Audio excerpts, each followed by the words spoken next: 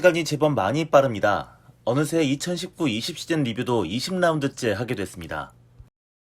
20라운드는 무척 충격적인 경기로 시작했는데요. 라치오가 삼프도리아를 5대1로 아주 발라버렸습니다.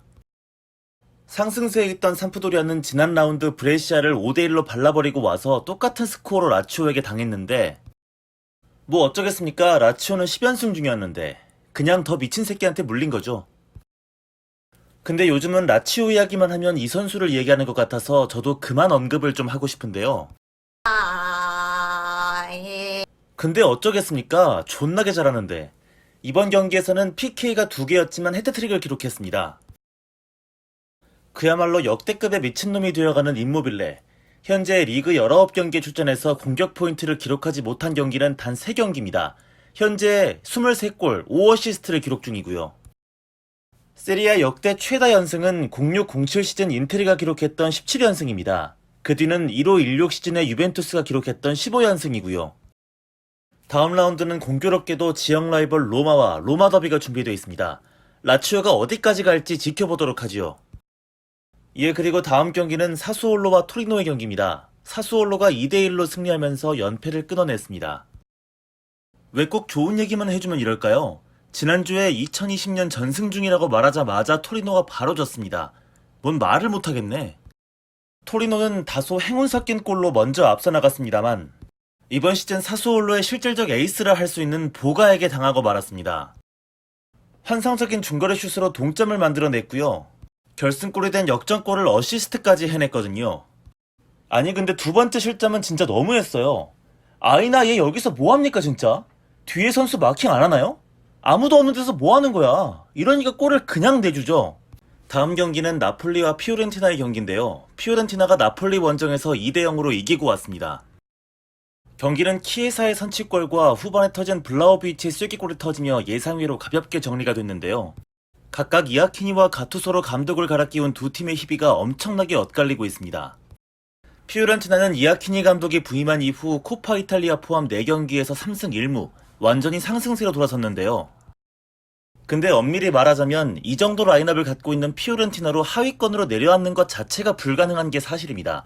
그냥 몬텔라가 등신 같다고 밖에 할 말이 없었지요, 그동안. 그냥 상식적으로만 팀을 굴려도 되는 팀이 피오렌티나입니다. 그렇기 때문에 제가 저번에도 언급했지만 이아키니 감독이 바델리를 완전히 구상해서 제외시킨 것은 참 훌륭한 결정이라고 봅니다.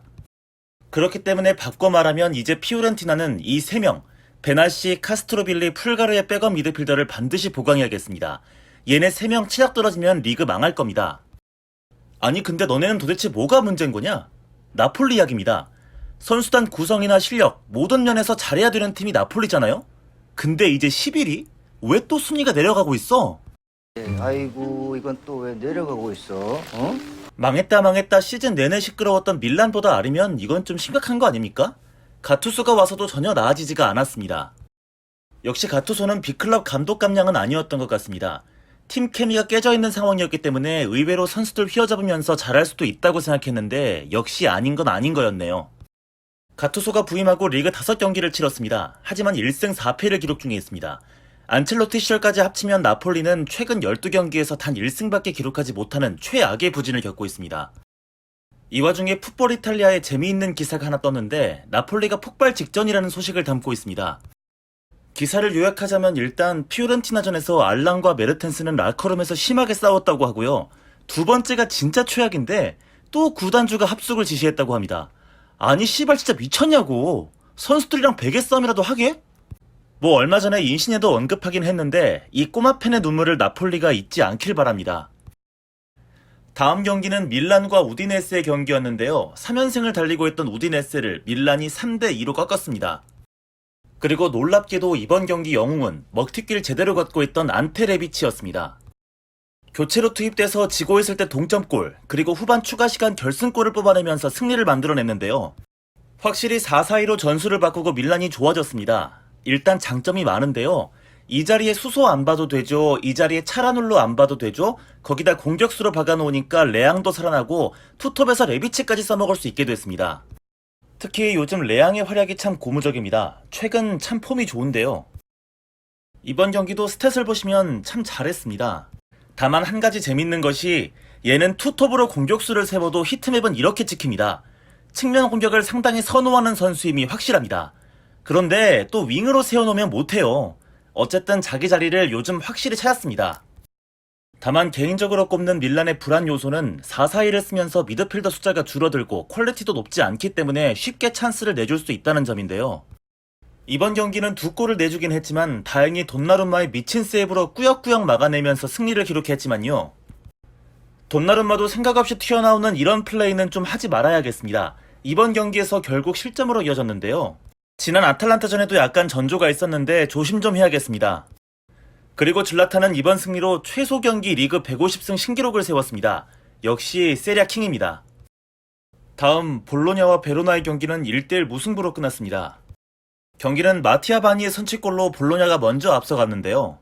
변수가 발생을 합니다. 골을 넣었던 바니가 무슨 포켓몬 마냥 몸통 박치기를 시전하고 시원하게 퇴장당한 겁니다. 그리고 베로나에는 최근 밀란에서 이적한 보리니가 있었습니다. 이 보리니가 동점골을 집어넣고 경기는 1대1로 끝났습니다. 다음 브레시아와 칼리아리의 경기 2대2로 마무리가 됐습니다. 최근 가파르게 DTD하고 있는 칼리아리인데요. 어느새 6경기 연속 승리가 없습니다. 페이스가 급격하게 꺾이고 있어요. 브레시아까지 못 이길 줄은 정말 몰랐습니다. 근데 그러면서도 아직 순위가 6위라는 거 진짜 잘할 때는 졸라 잘하긴 했나 봅니다. 만약 리그의 기량 발전상이나 깜짝 활약상 뭐 이런 게 있다면 저는 개인적으로 이 선수 칼리아리의 주앙 페드로를 주고 싶습니다. 이번 시즌 정말 놀라운 모습을 보여주고 있는데요. 이번 경기에서도 PK 포함 멀티골을 기록하면서 좋은 활약을 했습니다. 이번 시즌 벌써 리그에서만 13골을 집어넣고 있는 주앙 페드로인데요. 통산 기록을 보시면 세리아 무대에서 시즌 10골을 넘은 게 이번 시즌이 처음입니다. 그만큼 엄청난 활약입니다. 한편 칼리아리는 유벤투스에서 아예 뛰지도 못하고 있는 피아차를 데려가려는 움직임을 보여주고 있는데요. 나인골란이나 시메오네, 펠레그리니, 로그, 올센 등등 상위권팀 쩌리 갱생 프로젝트가 또 한 번 성공이 될지 지켜보겠습니다. 예, 다음 경기 살펴볼까요? 레체와 인테르의 경기 1대1 무승부입니다. 정말 개답답한 경기 끝에 바스토니가 골을 넣은 인테르. 하지만 곧바로 만코수에게 동점골을 쳐먹고 말았습니다. 경기를 보고 난 후기는 딱 한마디. 제발 윙백 제대로 된 놈 좀 봤으면 좋겠습니다. 이놈들 말고요.